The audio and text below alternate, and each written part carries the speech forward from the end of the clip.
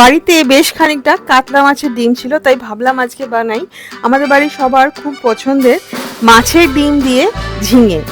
এইভাবে মাছের ডিম দিয়ে ঝিঙে হয়তো অনেকেই বানাননি।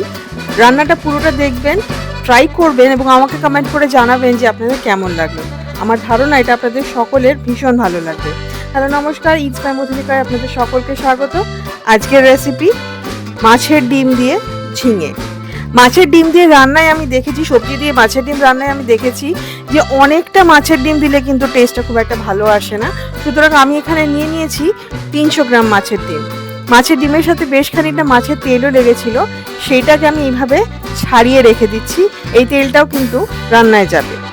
একটা কড়াইতে জল দিয়ে নিয়েছি, তার মধ্যে খানিকটা নুন দিয়ে, 1 চা চামচ নুন দিয়ে ডিমটাকে সিদ্ধ করে নেব। 5 মিনিট মতো মাঝারি থেকে হাই ফ্লেমে সিদ্ধ করে নেব। পুরো ডিমটা কিন্তু এখানে সিদ্ধ হয়ে যাবে না, ভেতরে একটু একটু কাঁচা থাকবে, তাতে কিন্তু কোনো অসুবিধা নেই। এভাবে 5 মিনিট মতো আমি ডিমটাকে সিদ্ধ করে নিয়েছি। বার করে একটা বাটির মধ্যে নিয়ে নিলাম।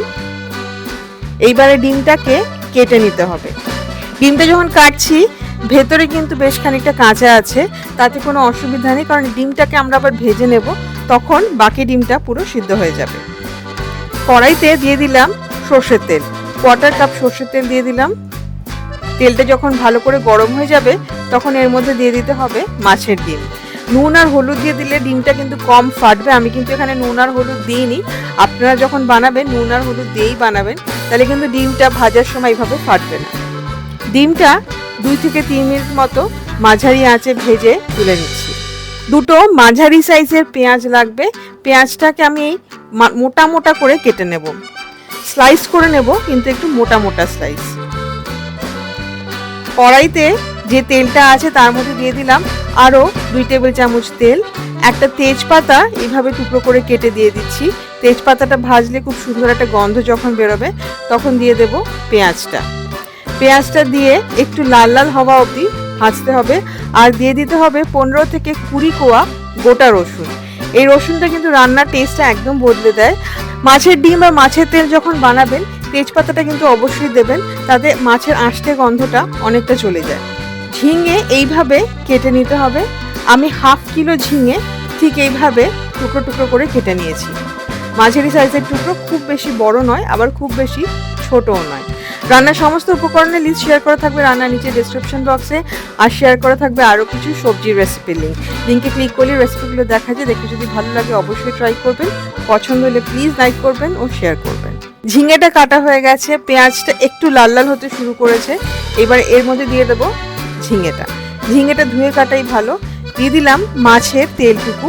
নুন দিয়ে দিতে হবে স্বাদ মতো। এছাড়া দুটো মশলাই পড়বে এই রান্নায়, 1 চা চামচ হলুদ গুঁড়ো আর 1 চা চামচ শুকনো লঙ্কার গুঁড়ো। শুকনো লঙ্কার গুঁড়োটা চাইলে আরও বেশি দিতে পারেন, রান্নাটা একটু ঝাল ঝাল হলে ভালোই লাগবে।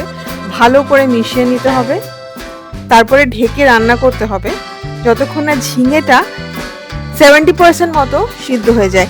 এই সময় আমি মাছের ডিমটা দিচ্ছি না, মাছের ডিমটা কিন্তু একটু পরে দেব। দেখুন ঝিঙেটা অনেকটা সিদ্ধ হয়ে গেছে, বেশ খানিকটা জলও বেরিয়েছে। এর জন্য আমি অপেক্ষা করছিলাম। এইবারে উপর দিয়ে দিয়ে দেবো মাছের ডিমটা। এখনো কিন্তু মাছের ডিমটা মেশাবো না,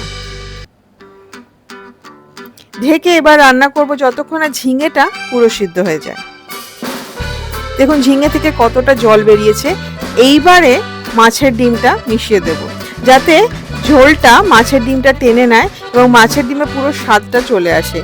আগে থেকে মাছের ডিমটা মিশিয়ে নিলে কিন্তু ঝোলটা পুরো টেনে নিত আর নিচটা পুড়ে যেতে চাইতো, সেই জন্যে মাছের ডিমটা পরে মেশাতে হবে। মাছের ডিমটা মিশিয়ে নিয়ে দিয়ে দেবো 1/2 কাপ কোরানো নারকেল।